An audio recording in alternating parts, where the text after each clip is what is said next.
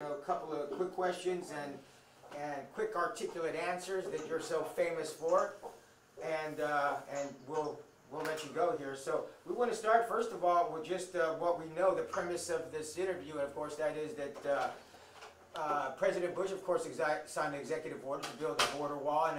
In an interview with David Muir, he says he wants to start building and plans to start building that border wall within months. Also, when asked how, he says the United States, of course, will pay for it now, he's saying, and that Mexico will reimburse the United States at a later date, although he has no details other than to say that it will be complicated. Hey, Kevin, what's up? Well, first of all, I read his executive order. In many ways, it's a show. It really is a show, because he's talking about building a wall or physical structure. But then he talks about operational control. Operational control, which I support, and we've been doing this before even Trump got into office, means that you can look at ways of controlling the border. So he doesn't say build a wall 1,954 miles. He just says build a fence, which is allowed under the Fence Act when Bush was president. So in many ways, I think what he's going to do, he's going to build a fence in certain areas, come in, have a big show, have the media show, and give the impression that he built a fence all over the border. He does not say that, and he's not a king. He's a president. It still has to come through Congress, and Congress has to have the final say-so. That reading his executive order, in so many ways, he's just repeating what current law is, except on the physical fence, he is putting an emphasis on it. But the key words that he's using, I assume, is operational control, which means you can have a fence and technology. Well, you say it has to go through Congress, but of course he has Congress. I mean, the Republicans right now have control of both the Senate and the House. So do you think there's going to be any problem with him or passing this particular order or getting it approved through Congress so that they can get started, as he says, in a couple of months? Well, keep in mind that yes, he does have some members of the Republican Congress and the House, and I've talked to some of my Republican friends. They know this is not the right thing to do, but as they told me, they don't want to be on the bad side of Trump, and I don't think that's the way we should be as members of Congress. He is a president and not a king. On the Senate side, if I can correct you on this part, he's got 52 Republicans, and unless if they use some procedure, he's got to get 8 Democrats. So if 8 Democrats go along with him, yes, he'll be able to do this. So we're hoping that the Senate will stay strong and do the right thing. Okay, as far as the reimbursement is concerned with Mexico, we've heard what Mexican officials have said this about, even during the campaign, they said they're not going to pay for a border wall. Do you think Donald Trump, the president, Donald Trump, really does have a plan on getting reimbursed? What it would be about my estimates from what I'm hearing, about $25 billion that it would take to build this wall. Is that realistic? No, it's not. The Mexicans, there's no way that they're going to say, yes, we will pay for this wall. Absolutely. 122 million proud Mexicans, there's no way the president is going to agree to that. I'm talking about Peña Nieto.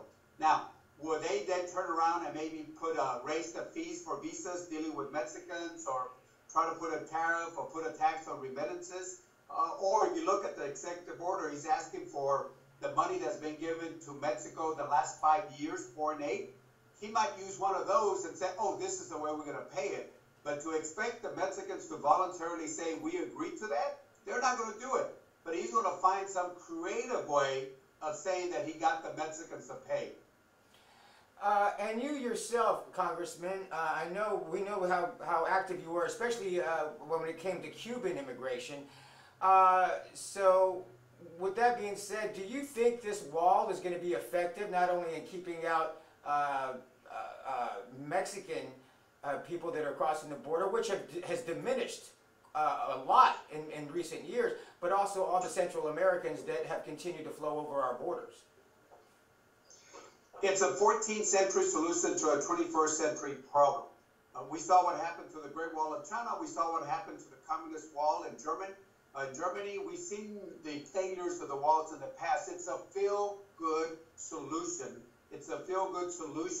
Keep in mind that over 40% of all the people that we have here in the United States without documents came in through a legal visa or permit. So you can put the biggest wall, and it's not going to stop those people that are coming through that way. The other thing is, think about 9/11. He's saying that he wants to use a wall to stop terrorists.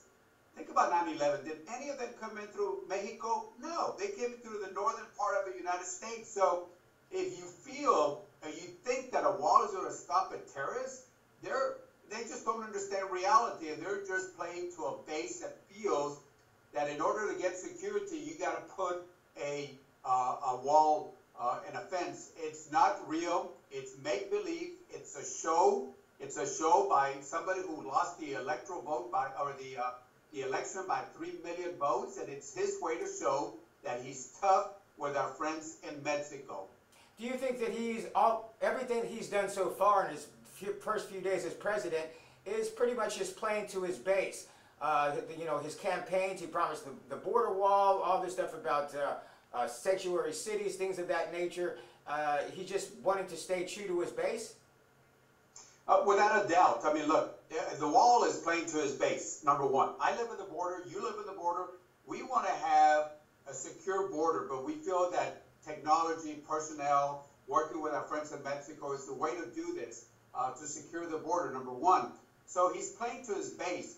The other thing he's doing also, this thing about the 3 million votes that he's saying that he wants to ask for this grand investigation, and then he wants to have some legislation. I asked you to take a look at that, because I think what he's going to do is going to say that there's all this voter fraud, and that's why he lost by 3 million votes. And then what happens if they start doing at a national level what they did in Texas, a voter ID and other methods to lower the number of participation?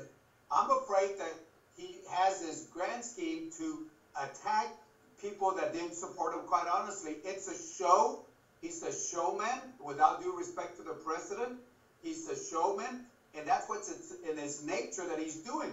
Now, some of the things that he's talking in executive order, some of us have been talking about this. We want to stop catch and release. Some of us have been talking about this. We've been working on some of this issue. He's come along lately that is just repeating some of the language, except he's emphasizing the wall.